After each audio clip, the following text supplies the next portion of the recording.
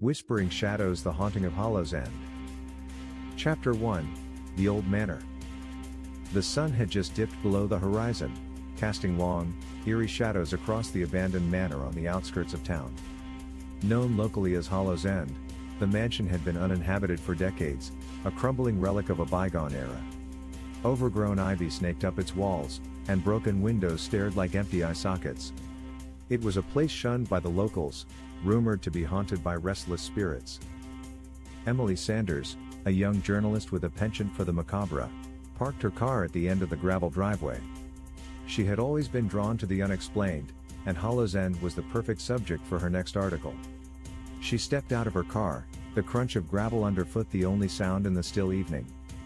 A shiver ran down her spine as she looked at the imposing structure.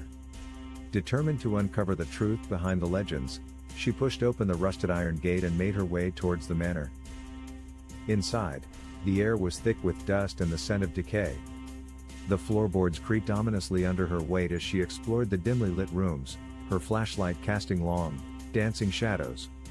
Faded portraits of the manor's former residents lined the walls, their eyes seeming to follow her every move. She couldn't shake the feeling that she was being watched. As she entered the grand hall, she noticed a spiral staircase leading to the upper floors. Summoning her courage, she began to climb. Halfway up, she heard a faint whisper, barely audible over the sound of her own breathing. She froze, straining to hear. The whispering grew louder, an unintelligible murmur that seemed to come from all around her. Heart pounding, she continued her ascent, each step heavier than the last. At the top of the stairs, she found herself in a long, dark corridor. Doors lined either side, their paint peeling and handles tarnished with age. The whispering continued, now interspersed with faint laughter. Emily's hands trembled as she reached for the nearest door, pushing it open with a creak. Inside was a child's bedroom, long abandoned.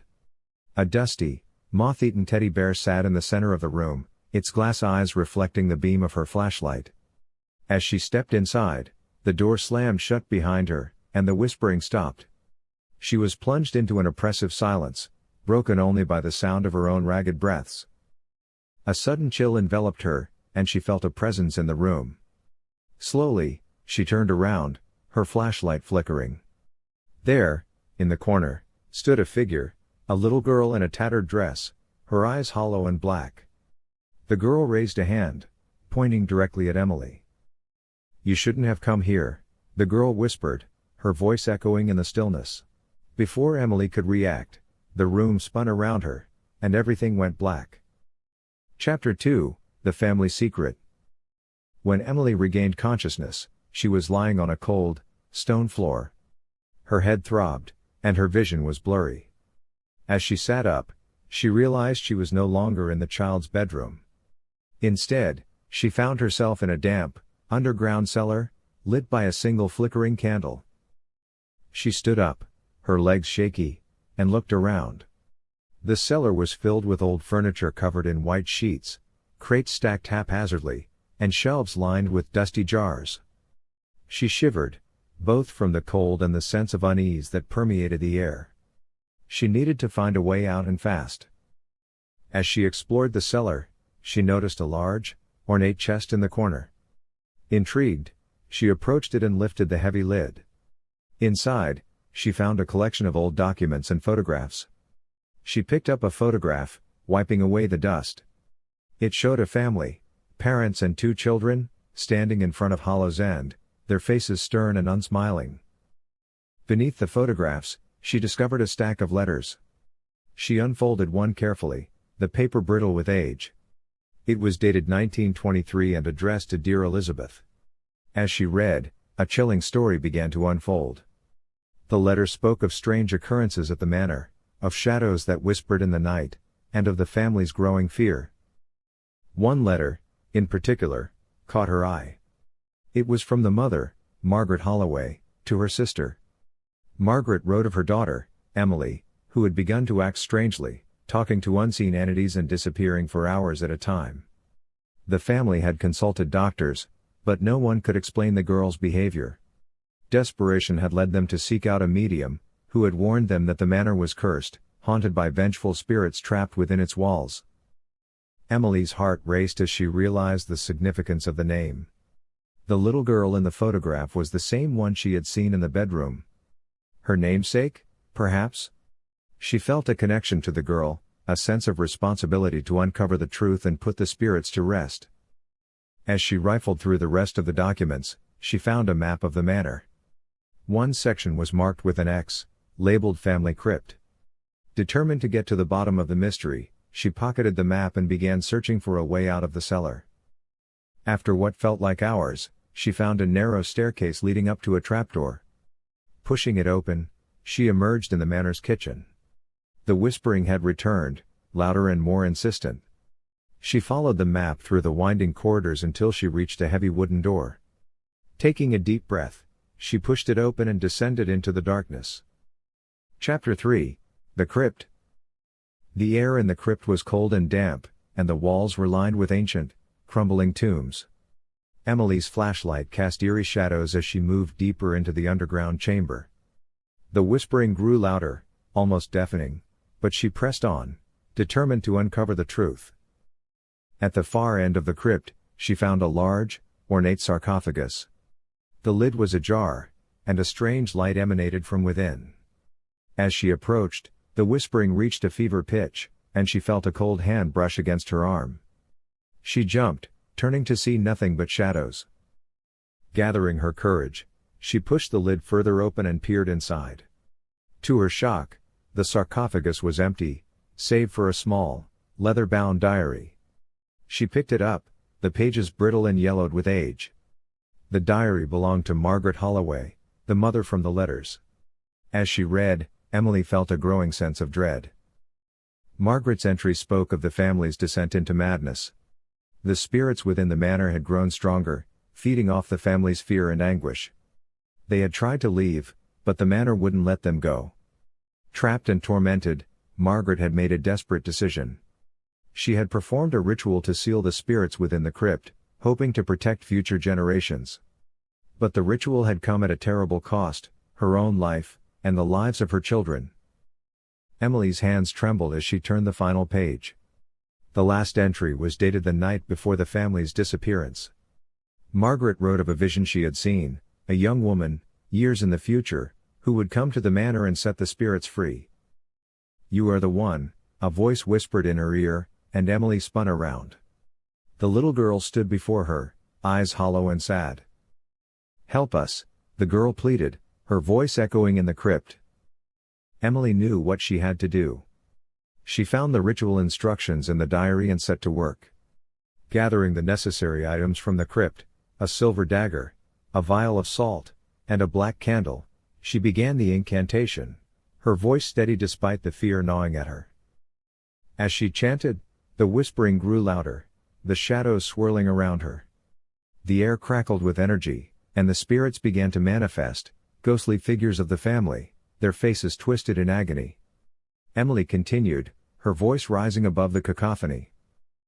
"By the power of the light, I release you from this torment," she cried, thrusting the dagger into the ground.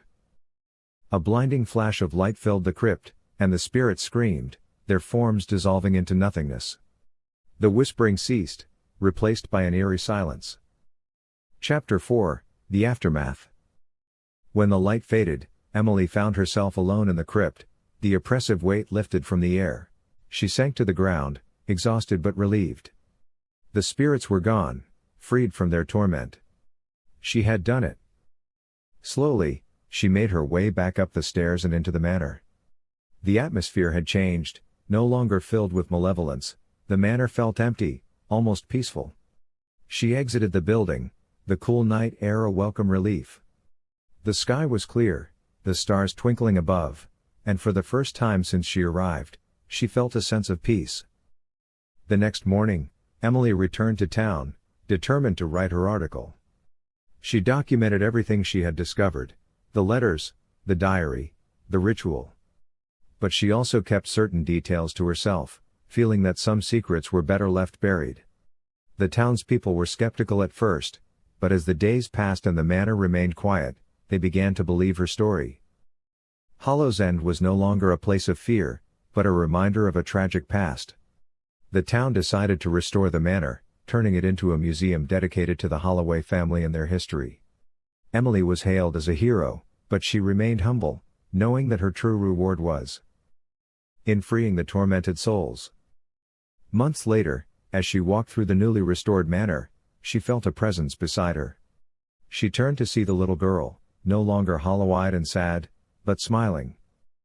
"Thank you," the girl whispered, and then she was gone. Emily smiled, knowing that the spirits were finally at peace. As she left the manor for the last time, she felt a sense of closure. The whispering shadows were gone, and the light had finally returned to Hollow's End. Chapter 5, A New Beginning. Years passed, and Emily's experience at Hollow's End became the cornerstone of her career.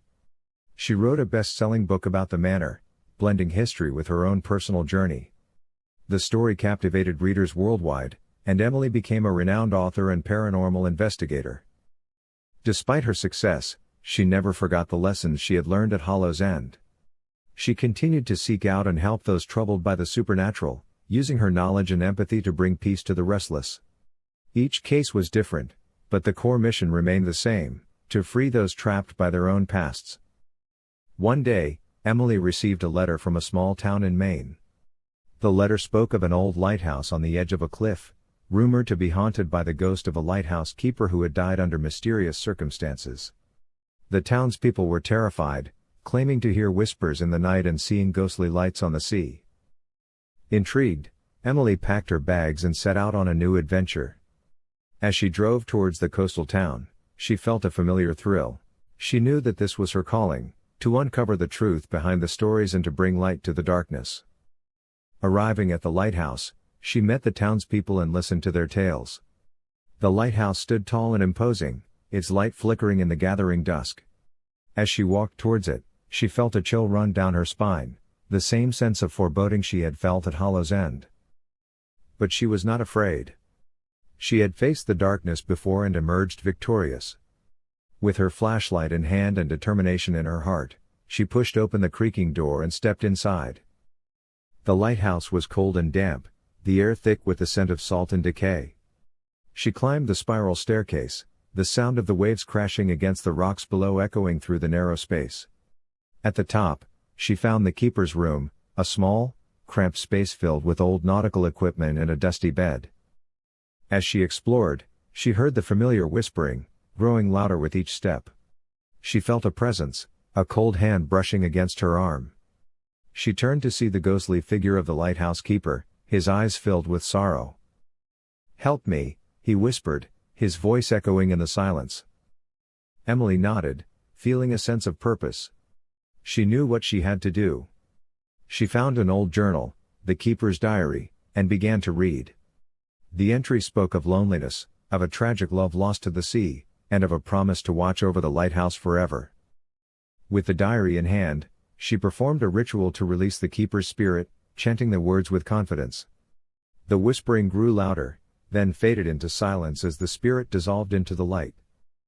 As she left the lighthouse, she felt a sense of fulfillment. The spirit was at peace, and so was she. She knew that there would always be more stories to uncover, more spirits to help, but she was ready for whatever came next. Emily drove away, the lighthouse fading into the distance. The road ahead was long and filled with unknowns, but she welcomed the journey. She had found her calling, and she would continue to bring light to the darkest corners of the world, one whispering shadow at a time.